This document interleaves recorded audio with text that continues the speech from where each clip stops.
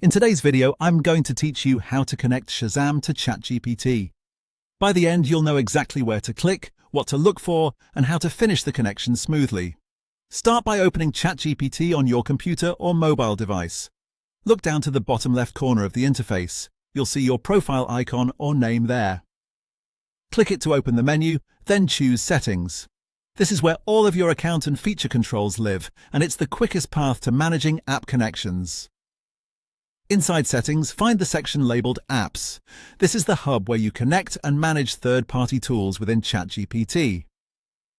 If you don't immediately see an Apps option, it may not be available in your region or on your current plan yet, or the interface may have slightly different wording.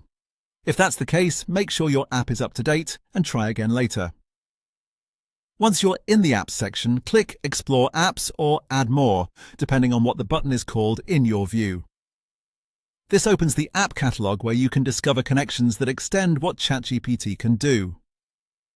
At the top, you'll find a search field. Click into it and type Shazam. Double-check the spelling so you find the official listing quickly. When Shazam appears in the results, select it to open its details page. You'll see a brief description of what the connection does and any relevant notes from the developer. When you're ready, click Connect. This is the action that begins linking Shazam to your ChatGPT account.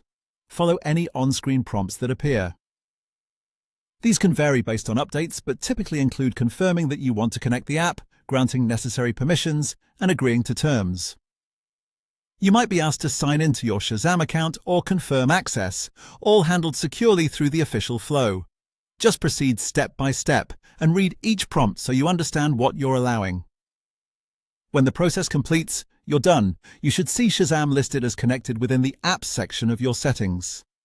If something doesn't look right or the Connect button is disabled, try refreshing the page, checking your internet connection, or coming back a little later in case the service is temporarily busy. That's all there is to it. You opened your profile menu, went into Settings, selected Apps, explored the catalog, searched for Shazam, clicked Connect, and followed the prompts. Thanks for watching, and enjoy your new connection.